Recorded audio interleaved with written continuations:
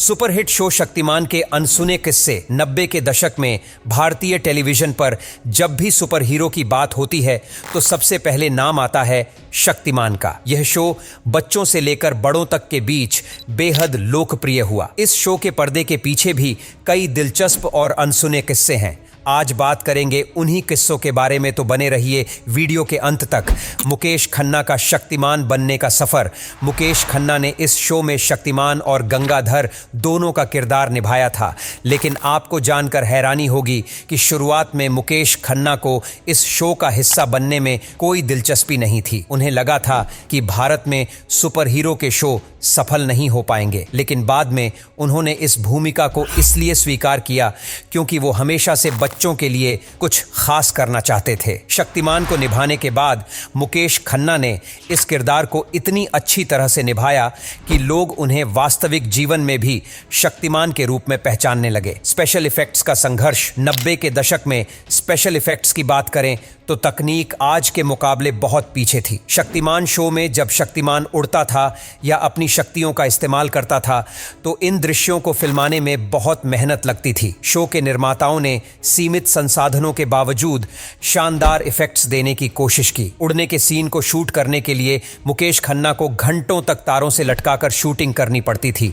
जो काफी थकान वाला होता था। इसके बावजूद मुकेश खन्ना ने इसे सफलतापूर्वक निभाया। शक्तिमान की यूनिफॉर्म का डिजाइन।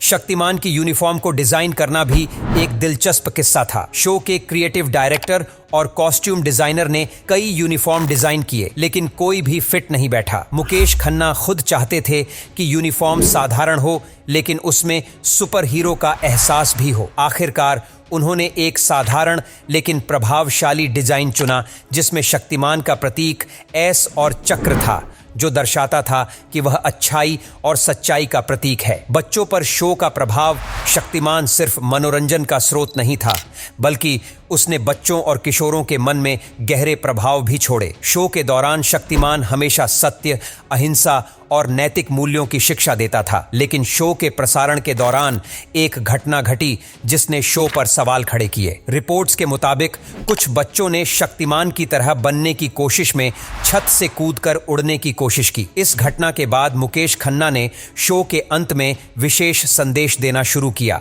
जिसमें वह बच्चों को समझाते थे कि शक्तिमान सिर्फ एक काल्पनिक किरदार है और उसकी शक्तियों को असल जिंदगी में अपनाना संभव नहीं है। डॉक्टर जयकाल और तामराज किल्विश का किरदार।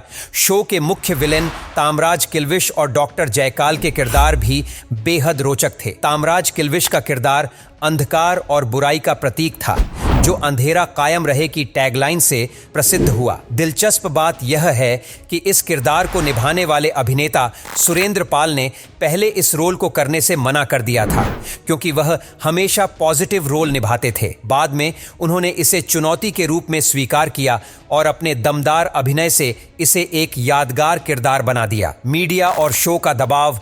शक्तिमान की बढ़ती लोकप्रियता के कारण शो की टीम पर काफी दबाव था। एक समय ऐसा भी आया जब शो के निर्माता पर एपिसोड जल्दी तैयार करने का दबाव बढ़ गया, जिससे टीम को बिना ज्यादा आराम किए लगातार काम करना पड़ता था। इसके बावजूद शो की गुणवत्ता और लोकप्रियता में कोई कमी नहीं आई। दोस्तों, क्या आपने शक्तिमान शो देखा है और आपको शक्तिमान के शो में सबसे ज्यादा अच्छी बात क्या लगती थी? कमेंट करके जरूर बताएं।